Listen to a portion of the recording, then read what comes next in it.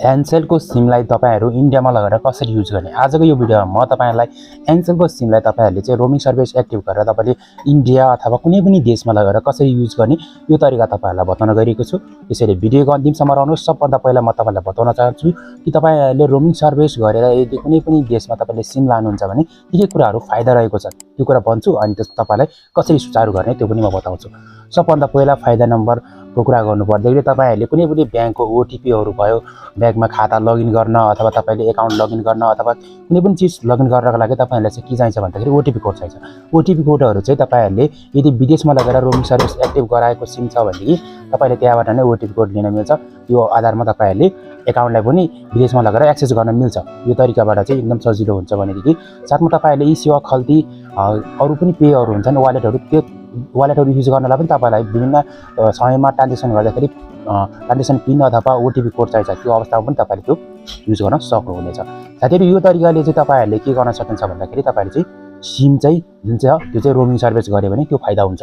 र इन्डियाको केसमा कुरा गर्नु पर्दाखेरि इन्डियामा हामीलाई जाने बित्तिकै कुनै पनि समयमा सिम दिँदैन। त्यहाँबाट कुनै पनि पासपोर्ट अथवा तपाईको नेपालको आइडेन्टिटीमा सिम दिँदैन। त्यो अवस्थामा चाहिँ तपाईले इमर्जेन्सीको लागि तपाईले के गर्न सकिन्छ, रोमिङ सर्भिस गरेर लग्यो भने त्यहाँबाट घर आफन्तहरुलाई कन्ट्याक्ट गर्न सकियो। यो कुरा भयो। अब तपाईहरुले कसरी सुचारु गर्ने त्यो तपाईलाई म स्टेप बाइ स्टेप बताउँछु। तपाईहरुले अन्तिमसम्म हेरेर तपाईले चाहिँ के गर्न सकिन्छ त्यो अनुसार फलो गर्नुभयो भने 100% तपाईले जुन रोमिङ सर्भिस छ त्यो एक्टिभ गर्न सक्नुहुनेछ। अब साथीहरु त्यसको लागि तपाईहरुले इन्डियामा युज गर्नको लागि के गर्ने, तपाईले सबभन्दा पहिला कल बटन टच गर्ने। कल बटन टच गरेपछि यस्तो खालको तपाईले कोड डायल गर्ने। जस्तै मैले यहाँ डायल गरेको छु। तपाईले एनसेलको सिममा यो कोड डायल गर्ने जसमा चाहिँ *17129 त्यसपछि स्टार्ट त्यसपछि 1 अनि ह्याश गरेर यो दबाइसकेपछि तपाईहरुले यहाँ कलको बटनको अप्सनमा क्लिक गरेर सिधा कल गरिदिने है। त्यसपछि तपाईको यहाँ अप्सन आउँछ त्यसमा चाहिँ तपाईको रोमिङ सर्भिस एकैचोटी एक्टिभ भइहाल्छ है। मतलब यहाँ चाहिँ मेरोमा चाहिँ नमस्तेको सिम युज गरिरहेको छु, त्यही कारणले गर्दाखेरि चाहिँ। र अब तपाईहरुलाई म थोरै जानकारी गराउँ कि तपाईहरुले यदि एनसेलको जुन रोमिङ सर्भिस तपाईले युज गर्नुहुन्छ भने तपाईलाई फी पनि लाग्छ, कति पैसा लाग्छ, कसरी तपाईले एक्टिभ गर्न सकिन्छ सबै जानकारी म तपाईलाई बताइहाल्छु है त।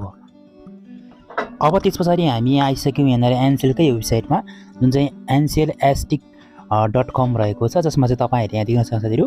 यहाँनिर तपाईहरुले मैले बताएको कोड यहाँनिर पनि रहेको छ, तपाईहरुले यहाँनिर बुझ्न सक्नुहुनेछ। जसमा चाहिँ तपाईहरुलाई यहाँनिर फीको कुरा गरेको छ, यानी कि तपाईहरुलाई पैसा लाग्ने कुरा गरेको छ। पैसा चाहिँ तपाईहरुलाई लागेको छ, जस्तै तपाईहरुले देख्न सक्नुहुन्छ यहाँ तपाईले 50 रुपैयाँ चाहिँ तपाईले फी लाग्छ तपाईले एक्टिभ गरे बापत।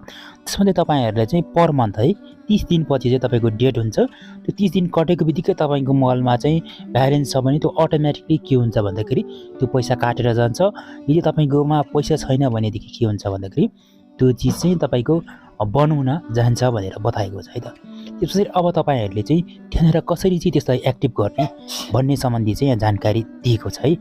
यसमा चाहिँ तपाईले एक्टिभ गर्नको लागि तपाईहरु ल्यान्ड हुन्छ नि, जतिखेर ल्यान्ड हुन्छ त्यतिखेर चाहिँ के हुन्छ भन्दाखेरि तपाईले त्यो फोनलाई एकचोटी स्विच अफ गरेर एकचोटी अन गर्नुहोस् भनेर भनेको छ। त्यस्तै गरी यहाँनिर अब तपाईहरुले यो सुविधा लिइसकेपछि तपाईहरुले नेटवर्क आएन भने के गर्ने हैन, के सुविधाहरु लिन मिल्छ भन्ने कुरा यहाँनिर बताएको छ। एक्टिभ द रोमिङ सर्भिस जसमा तपाईहरुले डेटा प्याकहरु र एमबीहरु विभिन्न पर्चेज गरेर तपाईहरुले चाहिँ डेटा प्याक लिन सक्नुहुनेछ।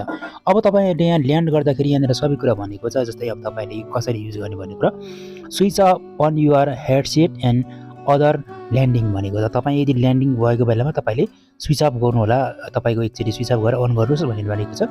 त्यस्तै गरी यहाँ नट कनेक्टेड भयो भने तपाईले चाहिँ आफ्नो म्यानुअली तपाईले जुन आई पिनहरु हुन्छ त्यो सबै तपाईले चेन्ज गरेर एकचोटी कनेक्ट गर्नुस् भनेको छ।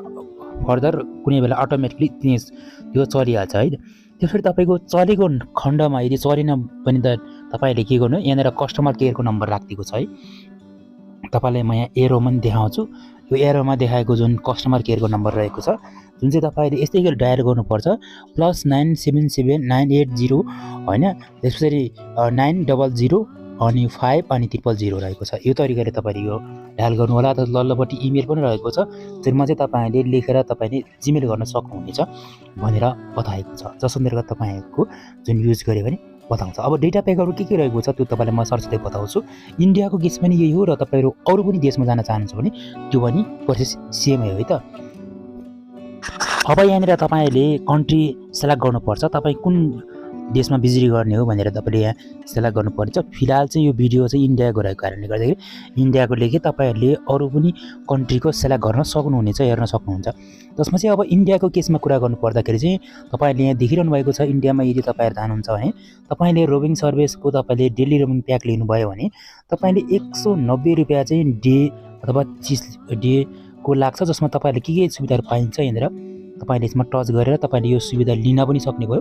त्यस्तै गरी यहाँमा डाइरेक्टली तपाईँले किन्न पनि मिल्ने भयो र साथमा तपाईँहरूले चाहिँ अब मैले फेरि यहाँ कन्ट्री त्यसपछि अब तपाईँहरूले यहाँनिर डे रोमिङ सर्भिस भनेको छ। त्यस्तै गरी अब यहाँ भोइस र एसएमएस रोमिङ गर्नका लागि तपाईँहरूले यहाँ 25 मिनटको जुन कल लिनका लागि तपाईँले 450 भनेको छ। त्यसै गरी अब अरू भोइस प्याकहरू जस्तै विकली 1 हप्ताको लिनुहुन्छ भनेदेखि तपाईँले यहाँनिर 1250 भनेको छ। त्यस्तै गरी यो ट्यारिफ अनुसारको विभिन्न प्लानहरू रहेको छ डेटा प्याकहरू। अर्थात् मलाई लाग्छ यहाँनिर अलिकति डेटा प्याकहरू पनि महँगो राखिदिएको छ। तपाईँहरूको विचारमा के लाग्छ तल कमेन्ट बक्समा लेख्न नबिर्सिनुहोला। जस्तै अब 1 हप्ताको यत्रो धेरै पर्ने रहेछ। त्यस्तै गरी यहाँनिर अब तपाईँको 3 दिनको लागि नै यत्रो चार्ज गरेको छ। डेटा त ठिकै छ, तर यो भोइस प्याकहरू अब 30 दिनको जुन 30 भनेको छ, आउट गोइङ एसएमएसहरू भनेको छ, यसमा चाहिँ अलिकति ज़्यादा राखिदिएको भए अझ धेरै राम्रो हुन्थ्यो कि जस्तो लाग्छ। तपाईँहरूको विचारमा के लाग्छ? यो तरिकाले तपाईँले इन्डियामा तपाईँले डेटा प्याकेज चलाउन सक्नुहुन्छ। र अब तपाईँले यहाँनिर एउटा कुरा चाहिँ बुझ्नै पर्ने कुरा चाहिँ यहाँ छ, जस्तै तपाईँहरूले चाहिँ यहाँनिर call back to Nepal call गरेको खण्डमा तपाईँले यहाँ 24 रुपियाँ चाहिँ तपाईँको पैसाकै चार्ज हुन्छ भन्ने कुरा। लोकल कल गर्नुभयो भने तपाईँलाई 24 रुपियाँ लाग्छ। त्यसै गरी आउट गोइङ कल अल डिस्टेन्समा गर्नु भने तपाईँलाई 100 रुपियाँ लाग्छ। त्यस्तै गरी तपाईँले यहाँनिर चाहिँ इन्कमिङ कल गर्दाखेरि तपाईँलाई 24 रुपियाँ लाग्छ भनेको छ। त्यस्तै गरी आउट गोइङ कल त्यसरी यो 4G पनि हुन्छ भनेर बताएको छ।